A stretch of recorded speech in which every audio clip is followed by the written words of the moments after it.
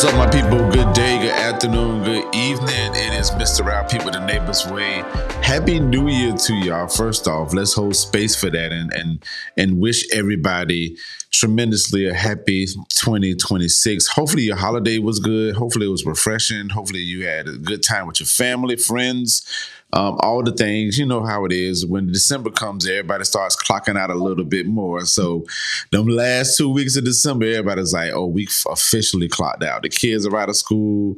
It's a lot of jingle bells and a lot of eating and all the things. And hopefully you got all the gifts and whatever you celebrate, Kwanzaa, all that stuff. So just want to give all that energy up to you all. But I want to bring y'all into the present because we are here, 2026, the beginnings of. So it's a new time to reshape some things. You got some goals that you want to hit, go ahead and hit it. You want to say, you say you're going to do this and the third, do this and the third. So with the Neighbor's Way, we are doing the this, that, and the third. And speaking of that, we have Mr. Smith back. And I know y'all remember when we interviewed him before, but they will be back in Duval style, BYKE, but they will be back for the world. So they're coming to Jacksonville, Florida on this Saturday. So we have him here to talk to us about the Culture 2000 tour. First off, sir, Happy New Year. How you feeling? Man, Happy New Year to y'all, Peter. I am doing great, and hopefully you're doing great as well, man. Thank you so much for having us again. It is so grateful to be here. Nah, no problem, man. I'm praying that I'd be able to show up at this event. Like I said, I went 2 years ago or 2 or 3 years ago, and it was an absolute great time, man. So I definitely want to be back in the building to check it out. So without further ado, let's get into y'all coming in town. It's the Culture 2000 tour. Speak on that. Sir. So the Culture 2000 tour, man, again, we're celebrating the 2000s hip hop and R&B culture. Our past show, we celebrated the 90s, but now we're moving forward. We're moving into the 2000s era. And of course, you had some timeless classics in the 2000s, man. A lot of our age group now, shaped on the 2000s music. There was a real, a novel to how we lived our lives. So we just want to pay homage, man, because you had some great artists and producers who created some great music. Man, we want to put that on a new display, presented in a palatable way with all instrumentation, no vocals, no anything like that. We're going to bring it to you straight instruments in our perspective. So would that be the difference from last year to this year? Like what would be the difference? Like anything different that we need to expect, or would it be kind of like those same type of vibes, but just with the Cultural 2000 music? Yeah, you can expect the same type of vibes, Culture 2000 music. Expect a lot more flash. So I'll just leave it at that. Expect a lot more flash. The 2000s was about a lot of flashiness, so expect a lot more on stage. You'll definitely be surprised with the new additions we've made. Okay. So we don't want to spoil those because we want our people to go check that out. So please make sure you go to floridatheater.com and grab those tickets. The events will be Saturday, January 10th, 2026, and it'll be at 8 p.m. So make sure you grab those tickets. Listen, if you didn't buy anybody that Christmas gift, this would be a great Christmas makeup gift to buy them. So definitely. And how many people are we expecting to see on this stage? I don't think I asked you this question, but like how many people roughly? When you think of orchestra, we're thinking, most people think massive amount of people, but ideally, what would be the amount that would be on stage? So the amount that we usually have on stage is about 23 musicians. When you think of, your traditional orchestra, you're thinking maybe 50, 60 piece orchestras. Yeah. But of course we do get up to that amount there when we're doing some events. But of course, doing this tour, traveling, that does take a toll. So we have compacted that to not sacrifice the musicality, as well too. So about 23 pieces on stage is what you'll see. Gotcha. So let me go to the New York part. Like it struck me when we was talking, when you mentioned you said it'd be flashy, correct? Like it would be some flashiness action, right? So I accompany Flashy with New York. What does the New Yeah. York what does the New York aspect mean to you and mean to the group culturally? Yeah, definitely. Culturally, everyone doesn't know Noor is black. That's what it means. And of course, we are the African American Orchestra of Atlanta. So that aspect, Noor, is basically what we're about. To see all of our Noor faces on stage, representing our culture. It's important. It's important to what the brand is. It's important to what we believe in. And it's important to show others that we can present music in a way to our to our likeliness, to our people. So not only to our people, but to others there who love hip hop and R&B and all the other things, jazz and orchestra music. This is something that we're able to contribute to the whole music genre. And when we speak on contributing, right? We think in 2000s, the first uh, geographical space that I think about when it comes to 2000s is Atlanta.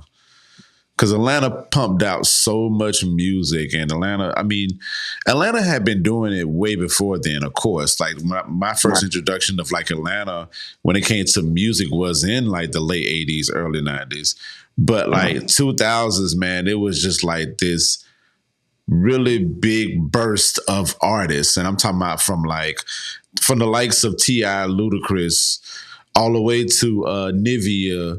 Um, Mhm. Monica was definitely dominated the '90s, but Monica definitely had her respects in that lane, and you For have sure. the escapes. So, will there be a balance of the hip hop and rap when it comes to that? Or, well, let me ask this question: would y'all be kind of biased to be putting a lot of Atlanta music in there, or will y'all be exploring the other demographics?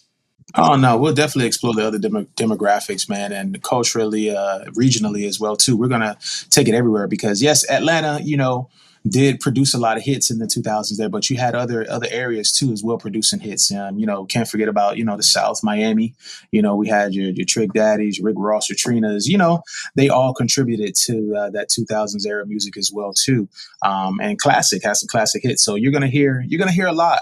You're going to hear a lot from different regions, and we're going to make sure that we do it correctly. We just don't want to, focus on one specific area, but we're definitely going to spread the love and we're going to show love because there are a lot of artists that contributed to that 2000 sound. So we definitely make sure we're going to touch on it. Definitely, definitely. And I just asked that because we mentioned Atlanta, and Atlanta just is dominant as all outdoors, and they have this rich, rich, rich history or whatever. And respectfully, I'll say this: they definitely influence a lot of other genres. Genres as well, but even just the other demographics as well. Everybody has their staple, but Yeah, it's almost like Atlanta had that little dice into it. So it's almost like for you'd sure. be coming to a Atlanta show versus like everything else. But when we thinking about the South, we think about Midwest, we think about the West, we think about up top. Yeah. All these people had this influence in it. So um, let's tap into the orchestra part of it. People think traditional. We talked about this in the last interview, but just a traditional aspect of orchestra. Can we explain to the people? What I'm saying, the essence of that. Like, they might see Orchestra New York, but then when they come to it, they like, oh, this ain't no orchestra. This is, how can we tie both of those in? You mind explaining that for us? Yeah, definitely. So with orchestra, you think of the strings, you think of the brass, you think of all these instruments, which we're going to bring to you on stage as well too. Think of the maestro, the conductor in front, which we do have as well too. So we aren't your traditional orchestra because we're doing it in a different way. Usually, if you go to a traditional orchestra concert, you're dressed in all black, black and white affair, formal affair, and you're sitting and there's a way to actually decorum in those concerts. With this, we wanted to bring this for our people, for our culture, there to sit back and have a good time. Still respecting the essence of orchestra music with those instruments as well too, because they all play a part. The instrumentation that you see on stage, you're going to see that in a regular orchestra. It's just that it's being displayed in a different manner. Not your traditional. So when you think of orchestra, we want you to switch off that traditional mindset, because we're in an age now where we're revamping things and we are bringing a new light and new essence to something that was culturally a standard for so long. And so, with that being said, everybody on stage are classically trained musicians. Everybody has went to school and they've studied, this classical art form. So when you look at us on stage, I know you see us and you see everything that we're performing and what we're doing. You think, oh, well, they're just hip hop or R&B musicians. No. At any point of time, you can point to one of the string players and they can play Vivaldi for you. They can play some concertos and things like that. So we want you to understand that, even though you see us playing and delivering our type of music to you, in this form and format, we can also definitely, switch it up and we can definitely go classical on you as well too. But what we want to do is show appreciation, with merging these art forms together, and show appreciation to, our people and our culture and our music and our art form. Mm-hmm. I think that gives a great balance, honestly, being able to, definitely play, tell it to the culture that we were brought up in. But at the same time, too, the other stuff was in our culture as well. Like Black music definitely encompasses like classical music. Like, it encompasses all of that. So I just think it just make it stronger for people like us. Like, listen, I know y'all want me to play. I'm very hip to Outkast, but at the same time, too, like I'm very familiar with like how to read a sheet of music and the Duke Ellingtons and the Coltrane's and like all that all of that encompasses that. So I'm finna ask I guess a biased question, but is there a particular song that you like performing? You in particular, or is there a song that the group in totality likes to perform? I would say yes, there is. Now, what that song is, I can't tell you because of course we have to save some. We have to save something for the show. But yeah, there's a lot of songs, man, that we love playing. And again, how can I explain it, man? Just to hear these songs just brought to a new way, like music, man. I mean, music touches the soul, man. And when the talented musicians that we have on stage, man, and the way they express their talent through these musical instruments is amazing.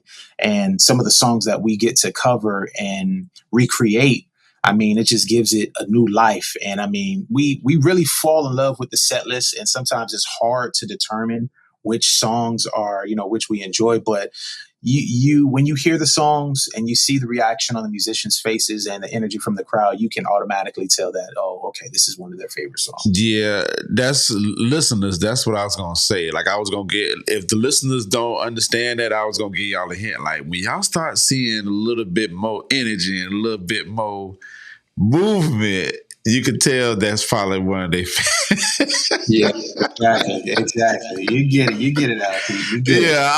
I'm just giving this like a little hint. So when somebody in the audience, they be like, that's really their joint.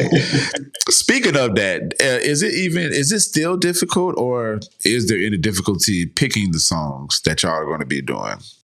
Yeah, absolutely. Because you want to cover everything, man. And again, like, there were a lot of bangers, man. It was a lot of bangers, a lot of popular. Yeah. So it's like, how can you drill all of these amazing songs down to, two sets, but big ups to Maestro. He does an amazing job of curating that set list and making sure that everything is represented. So definitely it is difficult. I know for me personally, it's difficult, but glad, I don't have to do that job. That's something Maestro does handle, and he does make sure that he drills it down, and he does an amazing job at making sure that, all the songs, all of the regions, everything is touched on and everything. So the set list and the way the show flows is beautiful within itself. Gotcha. Well, listen, doing a quick reset. Again, this is Mr. Larry Smith, man, of the Orchestra Noir. They will be in Jacksonville. It's January 10th 2026, 8 p.m., Florida Theater. Please go get your tickets, floridatheater.com. I would like to see y'all in the building. All right, so maybe like 2 or 3 more questions, and I'm gonna get out your hair. But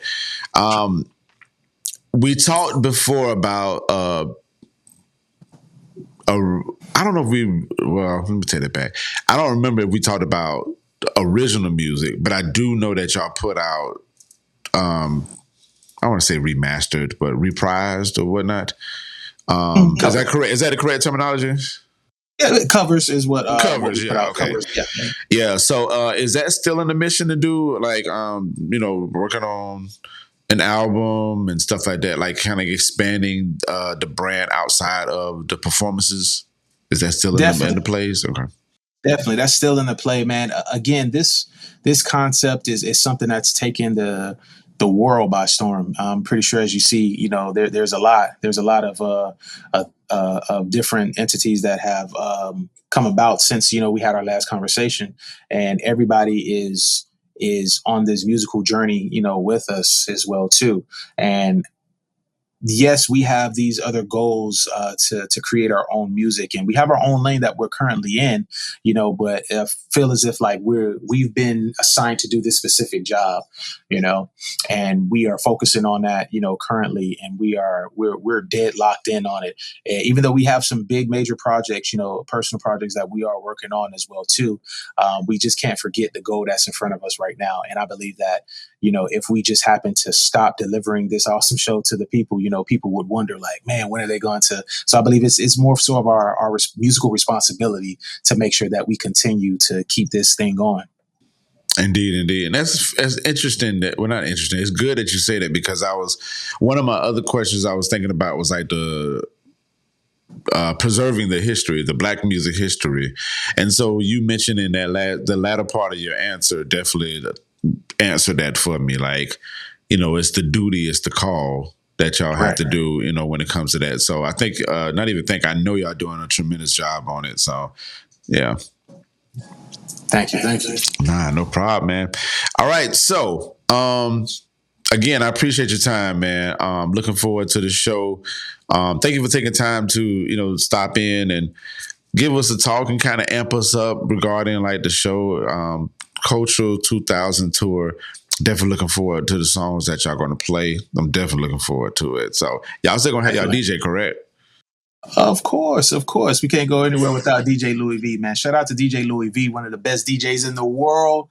And he's prepared to bring an awesome set. So, I mean, like I said, man, you guys have to be in a place. You got to make sure you're there.